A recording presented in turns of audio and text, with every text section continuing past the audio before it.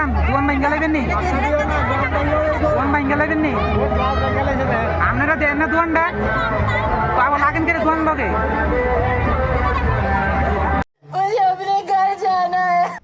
তো hey guys তোমরা তো সবাই জানো আজকে রথ, তো আজকে রথে আমি ভাবছিলাম দোকান নিয়ে যাব আর গিয়েছিলাম, তো কখনো ভাবতে পারিনি এমন দৃশ্যটা দেখতে হবে। তো সাধারণত এই দৃশ্যটা মানে হয় সব দোকানদার সাথে, কিন্তু আমি ভেবেছিলাম আমি রথের দিনে একটু যাত্রা করে শুভকামে একটু ভালোভাবে যাত্রাটা করবো। আর ভগবান মাথার উপরে থাকলেই হবে, তো ভগবানের হাত যদি মাথার উপরে থাকে তো এসব কিছু না, এসব হতেই থাকে, তাই না? তো তোমাদের আশীর্বাদও আমার দরকার অনেক। তো এখানে দেখো রথ মানে রথের যে মানে উঠাচ্ছে ভগবানদের, তো জগন্নাথকে, তো সব কিছুই দেখলাম।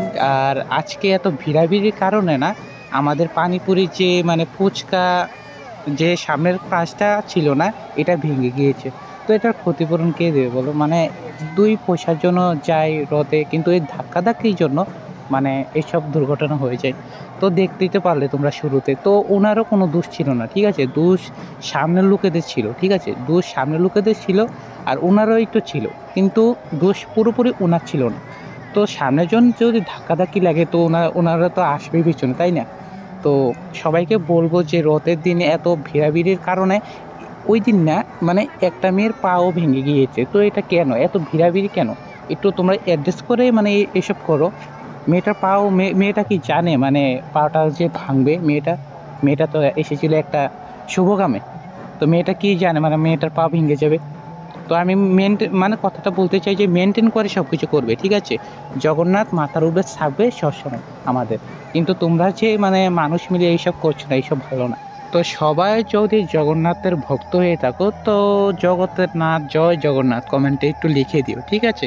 আমার জন্য লিখতে বলিনি, জগন্নাথের জন্য লিখতে বলেছি। কমেন্টে বলো জগতের নাথ জয় জগন্নাথ। তো দেখো এখানে মানে রথ মানে আসার সময় আরো ধাক্কাধাক্কি লেগে গিয়েছিল, তো রথটা যাওয়ার সাথে না মোটামুটি মানুষ কমে গিয়েছিল, মানে রথের সাথেও কিছু মানুষ চলে গিয়েছিল। তো রথ যাওয়ার পরে তো আমাদের দোকানদারি শুরু হয়ে গেল। তোমার বাড়ি কোথায়?